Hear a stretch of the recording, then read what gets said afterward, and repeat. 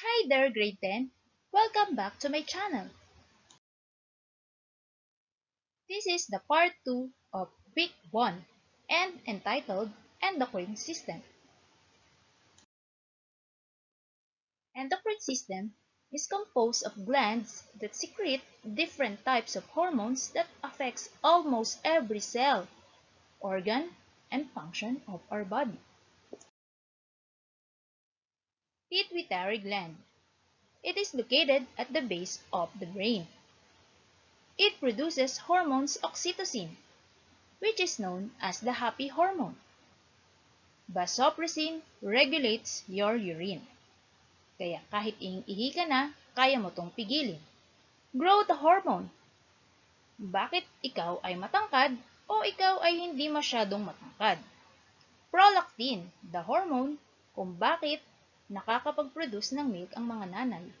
Luteinizing hormone at follicle stimulating hormone naman ay responsible for menstruation at fertilization.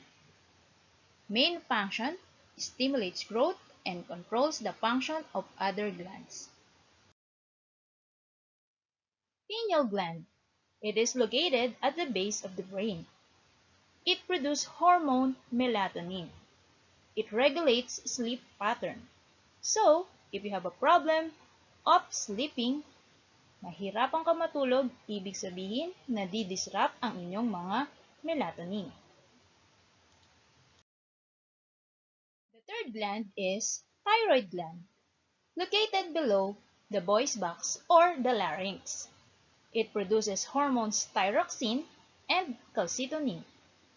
Thyroxine regulates body metabolism. That is the reason why kain ka ng kain, payat. Pero meron pa rin kain ng kain, pero malusog. And causes storage of calcium in bones, which is function of the calcitonin. Parathyroid gland. It is located in the neck, along with the thyroid gland. Look at the picture below to see the difference between the location of parathyroid gland and thyroid gland. It produces hormones parathyroid. It controls the calcium levels in your body and normalizes bone growth. So, if you're having problem with your calcium, it means you have a problem with your parathyroid gland. If your bone growth is not as regular as one, ibig sabihin ang problema sa parathyroid gland.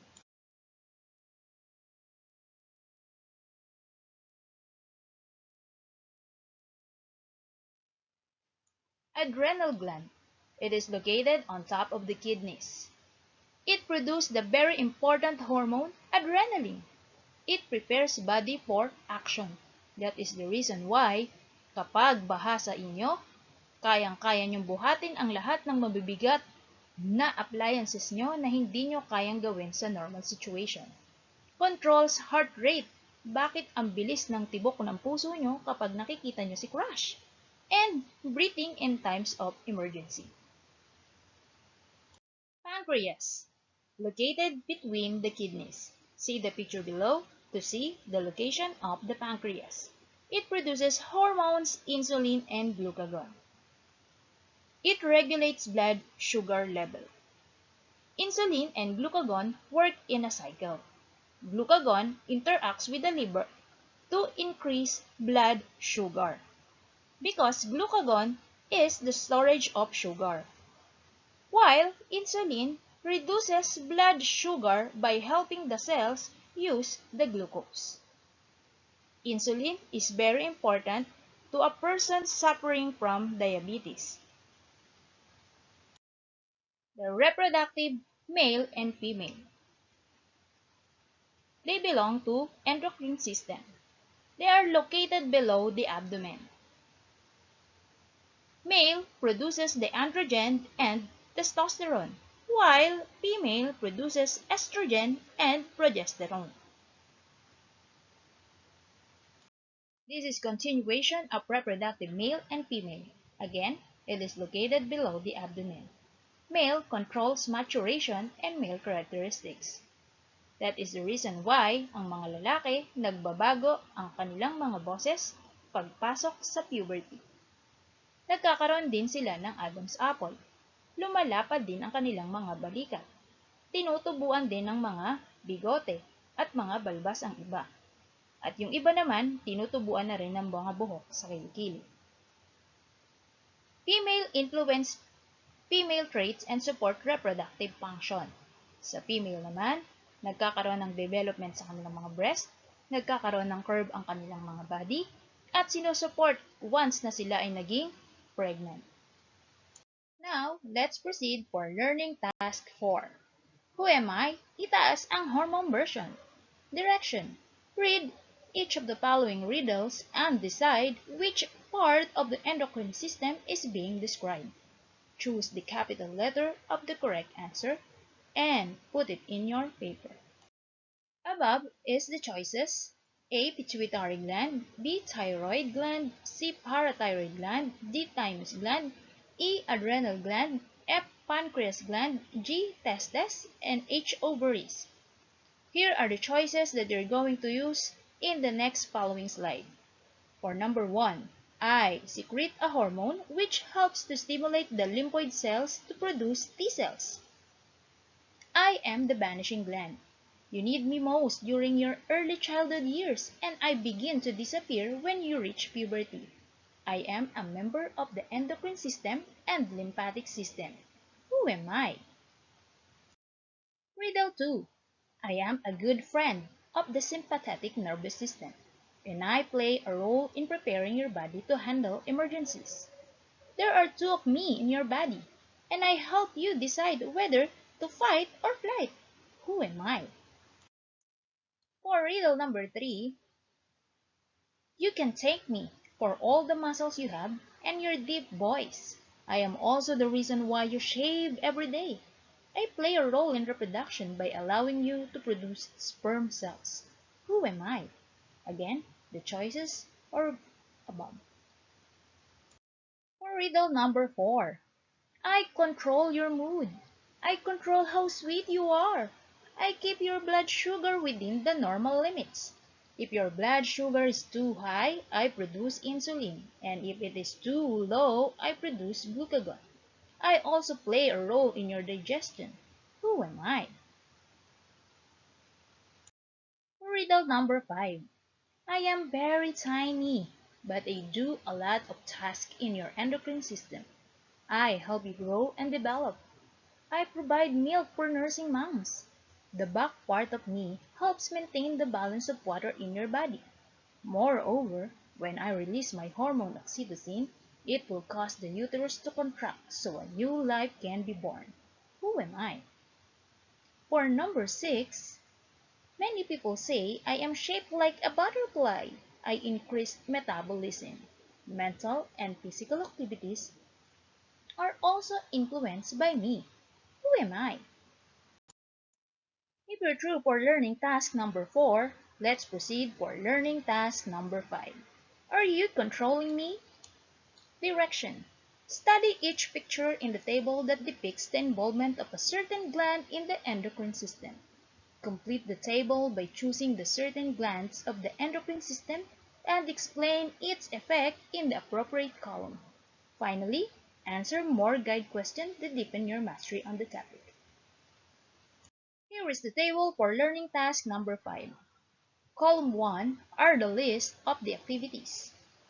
Column 2 are the illustrations. Column 3 are the part or the gland and the effect. You can see the choices on the side, which is pancreas, thymus gland, pituitary gland, adrenal gland, and ovaries. Good luck! For learning task number 6, it is a differentiated task. Awesome! It is a performance task. Submission date will be the second Friday of a third quarter. Direction. You need to choose only one task from the following choices. A. Research about different medical conditions related with hormonal imbalance. Record your data and make a multimedia presentation, a PowerPoint presentation. B. Make a canvas or mural with a slogan regarding the effect of a particular hormone in the body if not properly regulated.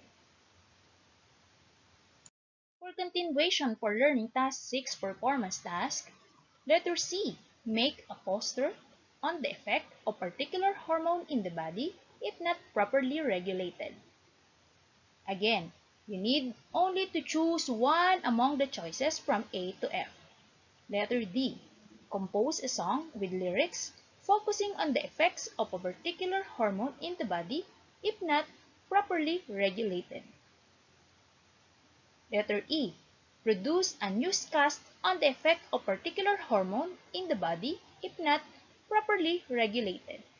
And last is letter F. Write an essay about how health conditions can affect your life if you ever have a dysfunctions because of hormonal imbalance. So, below is the rubric for self-check. Accuracy of the content is 30%, organization and coherence of idea is 20%, clarity of the message is 20%, creativity is 20%, completeness is 10%, the total of 100%. The last task is the post-test. Direction: choose the letter of the correct answer. Write your answer on a separate sheet of paper. For question number 1, which of the following is a function of the female reproductive system? A. Production of female sex cells. B. Ejection of male sex cells. C. Release of male sex hormone. Or D. Protection of the reproductive tissues. For question number 2, what part of the female reproductive system receives the penis during intercourse? A. Ovary. B. Oviduct. C. Uterus. Or D. Vagina. Third question. The blank is a passageway of eggs from the ovary to the uterus. A. Ovary. B. Oviduct. C. Uterus. Or D. Vagina. For question number 4. A gland that's responsible for regulation of blood sugar level is blank. A. Pineal. B. Pancreas. C. Pituitary. D. Parathyroid. Question number 5. The gland that controls all the endocrine glands is the blank. A. Hypothalamus. B. Pituitary gland. C. Thalamus. Or D. Thyroid gland.